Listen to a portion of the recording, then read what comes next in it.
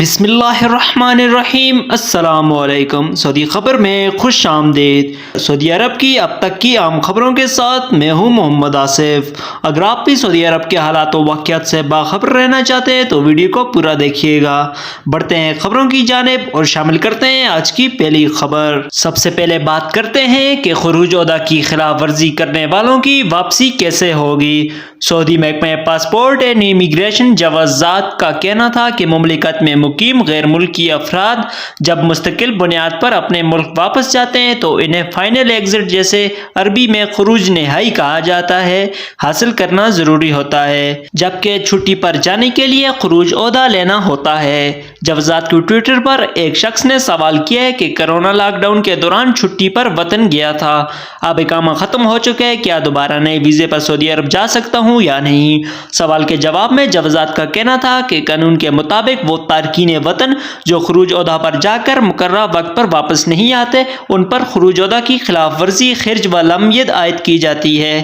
ایسے افراد جن پر خرج و لمیت کی خلاف ورزی عائد کی جاتی ہے، انہیں سعودی حکومت کی جانب سے 3 سال کے لیے مملکت سے بلیک لسٹ کر دیا جاتا ہے۔ اگر ایسے افراد دوبارہ مملکت آنا چاہتے ہیں تو وہ صرف اپنے سابق کفیل کی جانب سے جاری کرائے گئے نئے ویزے پر ہی سعودی عرب آ سکتے ہیں۔ اس کے علاوہ انہیں ممنوعہ مدت کے دوران کسی دوسرے ویزے پر آنے کی اجازت نہیں ہوتی۔ واضح رہے کہ سعودی عرب میں امیگریشن اینڈ پاسپورٹ جوازات کی جانب سے قوانین واضح ہیں جن کے بارے میں جاننا غیر ملکیوں کے لیے بہت ضروری ہے۔ بصورت دیگر غیر ملکی افراد کو مشکلات کا سامنا کرنا پڑتا ہے۔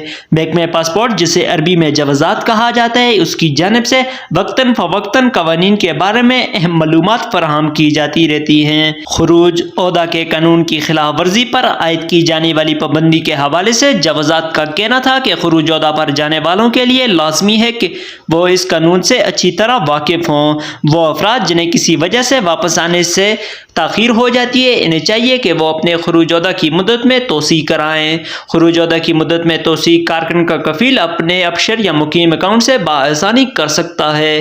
مدت میں توسیع کی کمانڈ دینے سے قبل مقررہ فیس ادا کرنا ہوتی ہے۔ بعض افراد خروج عہدہ پر گئے ہوئے تارکین کی فیس جمع کرانے میں غلطی کرتے ہیں، جس کی وجہ سے ان کی درخواست مکمل نہیں ہوتی۔ بینک کے سسٹم میں بیرون مملکت گئے ہوئے افراد کے لیے خصوصی سہولت فراہم کی گئی ہے جس سے بعض لوگ واقف نہیں ہیں اور وہ محض خروج عہدہ کی فیس کے آپشن کو استعمال کرتے ہیں، جس کی وجہ سے ان کی فیس ادا نہیں ہوتی اور ان کا خروج عہدہ ایکسپائر ہو جاتا ہے۔ بیرون ملک گئے ہوئے افراد کے لیے خروج عہدہ کی مدت میں توسیع کے لیے نئے برس کے آغاز سے فیس میں تبدیلی کی گئی ہے، جس کا آپ سب کو پہلے سے ہی علم ہوگا۔ اگر نہیں پتا تو آپ سب مجھے کمنٹ سیکشن میں پوچھ سکتے ہیں۔ دوسری خبر ہے حج کے حوالے سے۔ انڈونیشیا سے پہلا حج قافلہ 24 مئی کو پہنچے گا۔ انڈونیشیا حکام نے کہا ہے کہ اس سال عازمین حج کا پہلا قافلہ 24 مئی کو سعودی عرب پہنچے گا۔ سابق ویب سائٹ کے مطابق انڈونیشیا حکام نے کہا ہے کہ اس سال عازمین حج کی پروازوں کا شیڈول جاری کر دیا گیا ہے۔ حکام نے کہا ہے کہ عازمین حج کا پہلا قافلہ مدینہ منورہ ایئرپورٹ پر اترے گا، جبکہ دوسرا قافلہ 8 جون کو روانہ ہوگا۔